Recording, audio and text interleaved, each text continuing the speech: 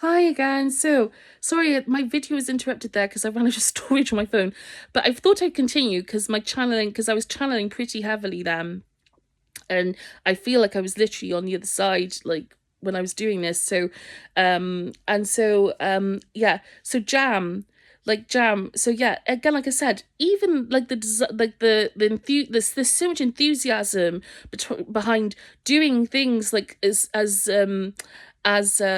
anything, seemingly insignificant as, like, again, tasting jam, or like trying, I don't know, wanting to be a baker, or I don't know, like wanting to ride a bus, or be a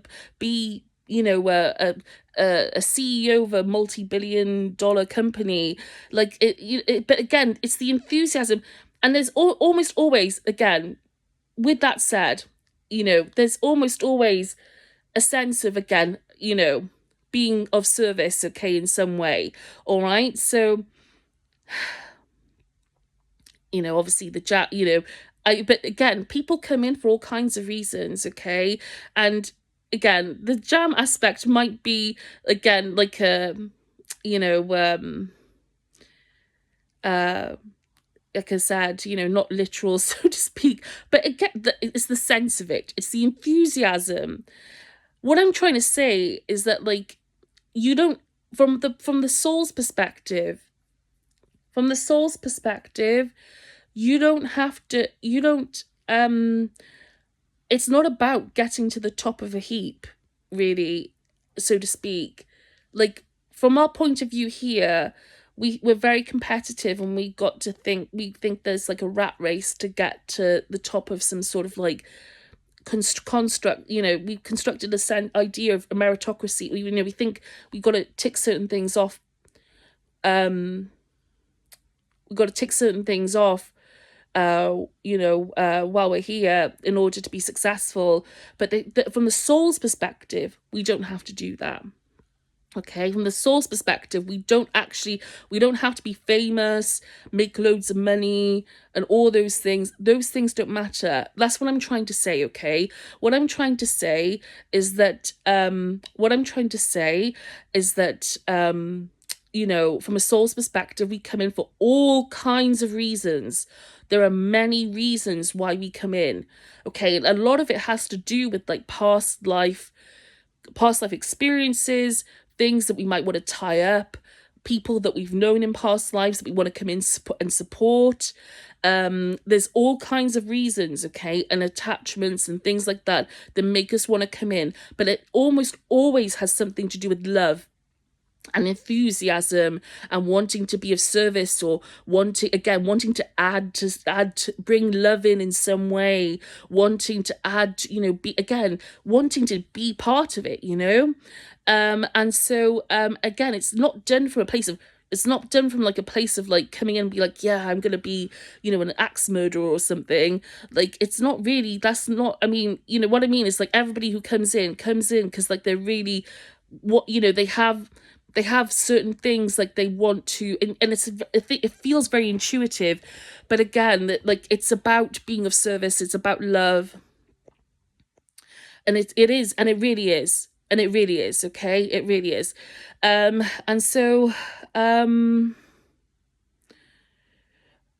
so as much as I'm talking about, like, all the, the horrors, or some of the really, like, some of the really, like, heavy stuff in this world at the moment, I think is, I relish the opportunity to share with you messages that actually balance that with hope and some positivity, as a sort of, and because, what I'd like to get across, and what I'm being shown repeatedly, is that everything serves. Okay, everyone serves. Everyone is loved unconditionally. None are condemned. Everybody is cherished. Everybody, no, there is no hell. God does not want to put people in hell. There is, our Creator does not want, that is not God, okay? God, that the idea of hell is a control mechanism in this reality. It's not real, it's not actually the truth. You know, it's a control mechanism, okay? It's a way to control people. And to be honest with you, I think it probably has roots in the phenomenon, okay? It has roots in the phenomenon. I'm pretty sure of that. And so, you know, don't worry about that. Don't worry about them. Don't let them control you. Don't let them control you. Don't let them, you know, through fear, if you can help it, you know, go again. So yes, we all get afraid. I get afraid every single day, many times a day. But what I offset that with is, again, trying to come into, again, going within, or you know, communicating with God, you know, opening myself up like as much as I can, working against it, trying, you know, again, trying not to, realizing my thoughts are not me. I do try not to identify so much with thought anymore. Thought to me, like, it just feels like it's just signals, recycled signals, or like recycled things that are just sort of pinging around sometimes. But again, and that's not to, believe me, thought, I tell you what's really cool is, like, thought, again, thought can create some wonderful things. We can do some great things with thought in this world, you know, but it also can trap us, and it's being used, weaponized by the phenomenon and by AI. Okay, we got to be super careful about that. All right, we got to be super careful about that, about the fact that thought can be used to trap people in suffering. Buddhists and Hindus have spoken about this many times, you know, again, and I think that was what Jesus was trying to say as well. I think Jesus was trying to say, you know, like, basically, you know, because he said about eternal life, you know, believe, you know, what did he say? Believing me and you will have eternal life, or something like that, or the gates to, I can't remember, forgive me, I don't know exactly what he said, can't remember off the top of my head exactly what he said, but he said something to that effect. And to be honest with you, I think what that means is that getting off the wheel of samsara, is that what that represents, is getting off the wheel of samsara, is that if you believe, if you follow him in like the ways he was teaching about going within, about, you know, becoming, about the way, you know, being compassionate and things like that, and all those other things, those teachings he shared, if you follow those ways, and he wasn't trying to be a leader or anything. I think he was just trying to pass on, like, again, be of service to humanity, because he cared, because he loves everyone so much. And, you know, and I think, again, what he was trying to say is that you want to get out of this, you want relief from this, you want to escape this wheel of samsara that Buddhists and Hindus have spoken about, then, you know, go within and follow. And basically he was trying to give people a way out, like show them the way out, you know, show them the road home from this perceptual experience on this planet, you know, that can be manipulated quite often by these beings. Again, but it's not to say they do not, again, we do transcend them, but again, he was trying to teach people a way out of that control, okay, or that suffering, okay. So that's kind of what he was doing. He was trying to lead people towards God, towards all that is, towards gnosis, about the truth of who we really are, you know, and again, trying to give them like a portal to that, okay, through the teachings he shared, you know, and like that brings me on to one last thing, and I'm going to speak about this again. And please don't think I'm not trying to be messianic here or anything like that. I'm not trying to be like a prophet or anything.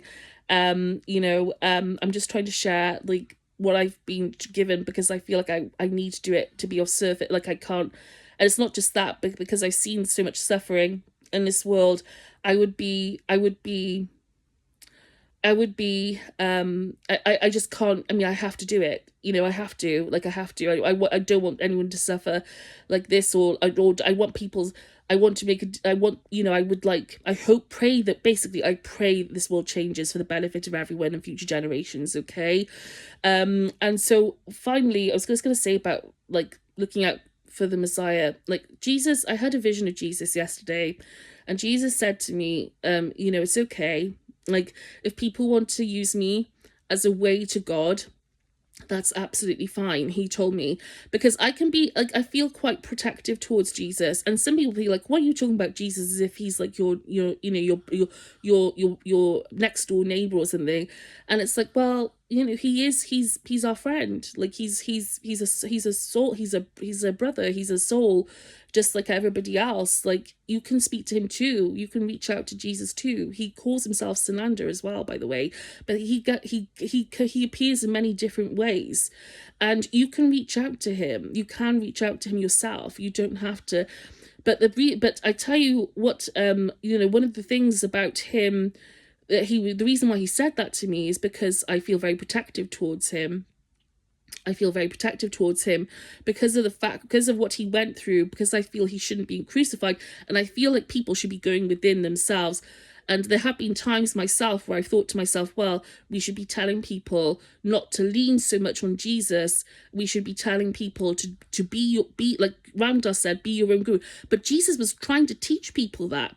Jesus was trying to teach people, go and have a personal relationship with God. Go and have that personal relationship, go and meditate, go and do those things, go within. He was trying to teach people that. But he said to me yesterday, if people, and I've gone to Jesus many times, by the way, over the last week or two, to help, for support in times where I thought that the world was going to swallow me up. And he has helped me. He's got me through. So again, he said to me, and believe me, I'm not Christian. I want to say this at the point. I'm not Christian or Catholic. I have no faith. I'm very spiritual, but I have no faith. But he said to me, like, if people want to use me as a way to God, like, to tell them it's okay. And believe me, I don't. Again, when I say use Jesus, I don't mean it like that. I go to him like as a friend, as in to say, you understand. You get it, like, do you know what I mean? Like, or like, I know that with him, he's not going to judge. Okay, I know with him, he's not going to judge. But that's the same with almost everybody on the other side. A lot of beings out there want to be of service. And they want to help. But again, Jesus. The bottom line is, Jesus said, if people want to access him, use his life, or use him, or reach out to him in order to get closer to God, let them do that. Okay. And it's very much like, it's a very similar setup to what the idea of a guru in Eastern traditions, where, you go through the guru to access God. Okay. It's a very similar thing. In that sense, but ultimately the idea is to be your own guru. Okay.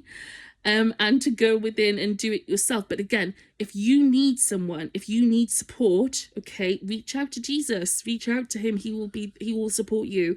I'm sure he will. Or, you'll be supported. Okay. So again, the idea is and I've seen many signs that he is around, or that, and also that Christ consciousness. And again, Christ consciousness is something, how can I say it? Like, the Christ consciousness, basically, we have a lot of spiritual support around us at the moment. Okay, a lot of angelic presences around us at the moment, a lot of guides to sort of offset some of the other influences that are around, to try and give us moral support, to try and encourage us to do certain things for the betterment of everyone, but also, again, just to be around, to say, hey guys, we're here, because we're going through a consciousness shift as well at the moment.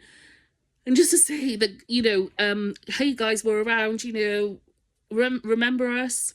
Remember us, some of you? Do you remember some of us? We're your pals from the other side. So they're giving us a bit of a wave. Hey, do you know what I mean? And that's how it feels like at the moment. It feels like they're just sort of like, they're like, hey guys, hi, how you doing? Do you like, what do you want to do? Do you want to peel back more layers, or do you want to stay, in this game, not game, this reality, what do you want to do? They're giving us a choice. Okay. So, sorry, forgive me. Sorry, something came around me just then while I was channeling that. Or just sharing that, sorry. So forgive me. But yeah, if you want to reach out to Jesus, please do, or whoever it is that you find inspiring. I reach out to Divine Mother. It's appeared as an Andamima to me before, and also in other ways. Angels, Ramdas, loved ones, all kinds of other beings, blue beings have been around a lot. You can speak to them if you want to. What else? Other celestial beings, Celestine, you know, Seth, of Seth Speaks. He's been around, he's been helping.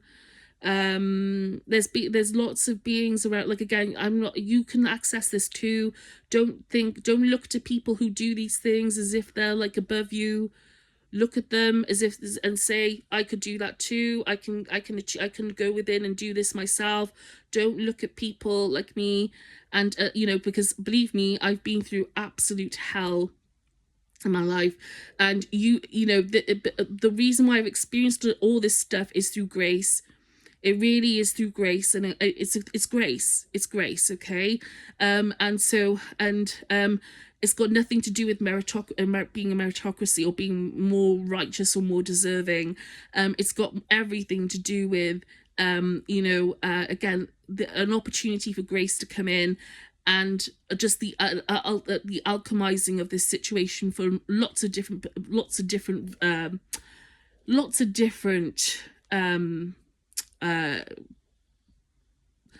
directions, okay? And how can I say it? It's not about me, okay, either. It's not about me. It's not about me, okay? It's not about me. Like I said, it's grace for me. It's grace. It's my only source of strength, to be honest. And I've just got to pass on to you what I've been given, in the hopes that it will make a difference to other people out there. Okay, so I hope it, you know, I hope it gives people, I hope it's, you know, inspiring in some way. This, you know, what I've shared. Again, don't look at me, think of the messages, and take care. Thank you.